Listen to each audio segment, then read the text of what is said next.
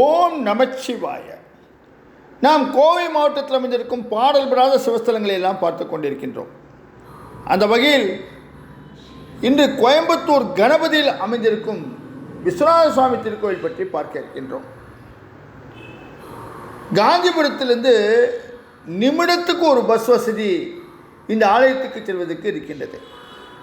கணபதி அடுத்து அத்திப்பாளையம் பிரிவு பஸ் ஸ்டாப்பில் இறங்க வேண்டும். அங்கிருந்து பிஎஸ்என் அலுவலகத்தை ஒட்டி இருக்கின்ற ரோடில் 500 மீட்டர் நடந்து சென்றால் இந்த ஆலயத்தை நாம் சென்றடையலாம். இங்கிருக்கும் மூலவரின் பெயர் விஸ்வநாத சுவாமி. உற்சவர் விஸ்வநாத சுவாமி தான். தாயார் புவனேஸ்வரி அம்மன். தலவிருச்சம் வில்வம். புராண பெயர் கணபதி. இந்த தலத்தின் சிறப்பு என்னவென்றால், காசியில் உள்ள விஸ்வநாதர் ஆலயத்தின் ஆகம விதிகளின்படி அமைக்கப்பட்ட கோவில் என்று சொல்கின்றார்கள். இந்த ஆலயத்தை பற்றிய விஷயம் என்னவென்றால், மூலவர் காசி விஸ்வநாதர், புவனேஸ்வரி அம்மன், ஆலமர பிள்ளையார், செல்வ விநாயகர், முருகன் ஆகியோர் கிழக்கு திசை நோக்கி பக்தர்களுக்கு அருள்பாலிக்கின்றார்கள். தெற்கு நோக்கி சண்டிகேஸ்வரர், வடக்கு நோக்கி துர்க்கையம்மன், தெற்கு நோக்கி காலபைரவர், மேற்கு நோக்கி லிங்கோத்பவர் மற்றும் நவகிரக சன்னதிகள் இருக்கின்றன. இந்த ஸ்தலத்தின் விசேஷ பிரார்த்தனை என்ன?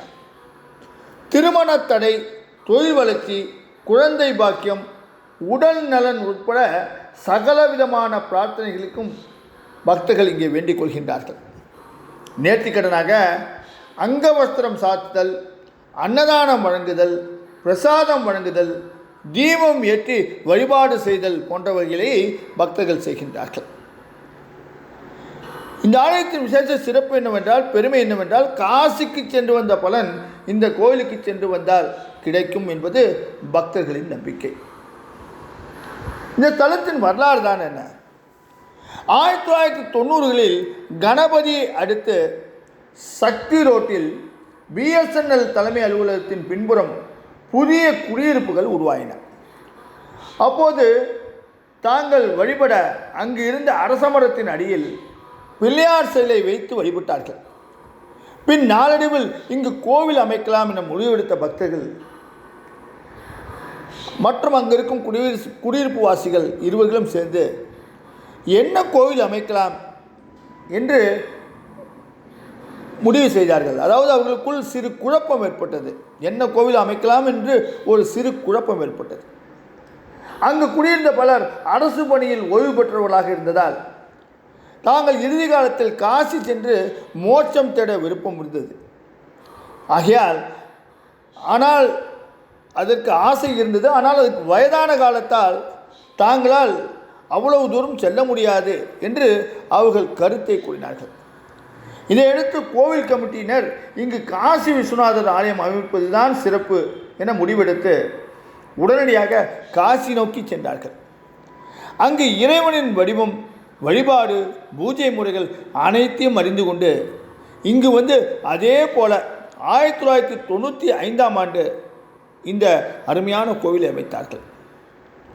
சரவணம்பட்டி குமரகுருபர சுவாமிகள் ஆசி கொண்டு கும்பாபிஷேக விழா இங்கே நடத்தி கோவிலில் மற்ற முருகன், துர்க்கையம்மன், நவகிரக சன்னதிகள் எல்லாம் அமைத்து வழிபட துவங்கினார்கள். இப்பேற்பட்ட இந்த விசேஷமான ஆலயத்தில் சிவராத்திரி விழா மிகச் சிறப்பாக கொண்டாடப்படுகின்றது. நவராத்திரி, பிரதோஷம், அன்னாபிஷேகம், அமாவாசை, பௌர்ணமி, கிருத்திகை, சஷ்டி, விசாகம், தைப்பூசம், சங்கடகர சதுர்த்தி, கார்த்திகை தீபம், வார வெள்ளிக்கிழமைகள், ஆடி வெள்ளிக்கிழமைகள், குரு வழிபாடு இவைகளெல்லாம் இங்கே மிகச் சிறப்பாக நடைபெறுகின்றன. இப்பேற்பட்ட சிறப்பு வாய்ந்த இந்த ஆலயத்தை நீங்களும் தரிசித்து சிவகடாட்சம் பெற எல்லாம் உள்ள இறைவனை வேண்டி விடைபெறுகின்றேன். நாளை கோவை மாவட்டத்தில் அமைந்திருக்கும் வேறொரு பாடல் பெறாத சிவஸ்தலத்தில் உங்களை சந்திக்கின்றேன். ஓம் நமச்சிவாய.